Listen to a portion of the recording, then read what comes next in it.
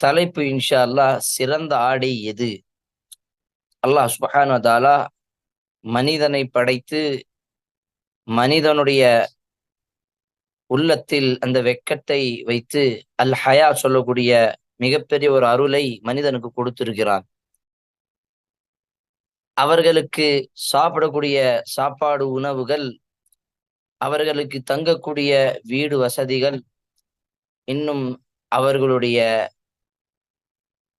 மறைவான உறுப்புகளை மறைக்கக்கூடிய ஆடைகளும் அல்லாஹ் சுப்ஹானஹு வ தஆலா மனிதர்களுக்கு அருளாக அவர்களுக்கு கொடுத்திருக்கிறான். அல்லாஹ்வுடைய தூதர் ஸல்லல்லாஹு அலைஹி வஸல்லம் சிறந்த மனிதனுடைய 3 பட்டியல் சொல்லுறான்.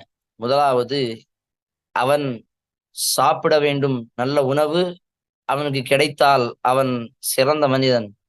அவனுக்கு நல்ல வாகனம் இருக்க வேண்டும். அப்படி இருந்தால் அவன் சிறந்த மனிதன், மகிழ்ச்சியான ஒரு மனிதன்.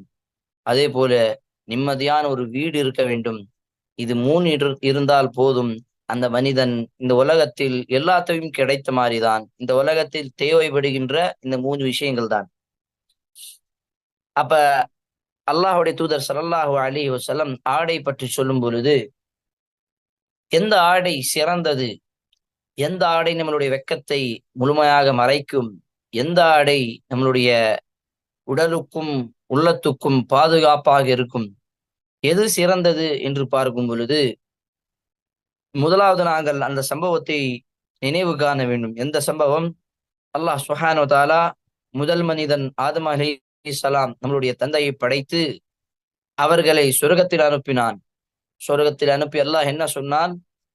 உஸ்குன் அன்த வ ஜௌஜுகல் ஜன்னஹ்.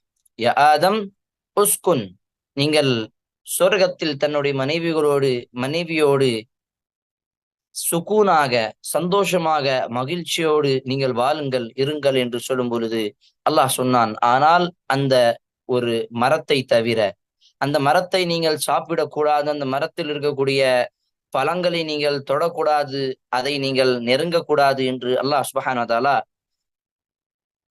ஆதம் அலைஹிஸ்ஸலாம் அவர்களுக்கு ஒரு சோதனை களமாக அந்த ஒரு மரம் ஆக்கிவிட்டான். அதற்கு பிறகு ஆதம் அலைஹிஸ்ஸலாம் என்ன செய்தார்கள்? நமக்கு எல்லோருக்கும் தெரிந்த சம்பவம். ஷைத்தான் அவர்களை தவறான ஒரு ஆசையை காட்டி, ஆதம் அலைஹிஸ்ஸலாம் அவர்களுக்கு தவறான ஒரு ஆசையை காட்டி, நீங்கள் மலக்காக மாறிவிடுவீர்கள், நீங்கள் எப்போதும் இந்த சொர்க்கத்தில் நிரந்தரமாக இருப்பீர்கள், இந்த பழத்தை சாப்பிடுங்கள் என்று ஆதம் அலைஹிஸ்ஸலாமுடைய உள்ளத்தில்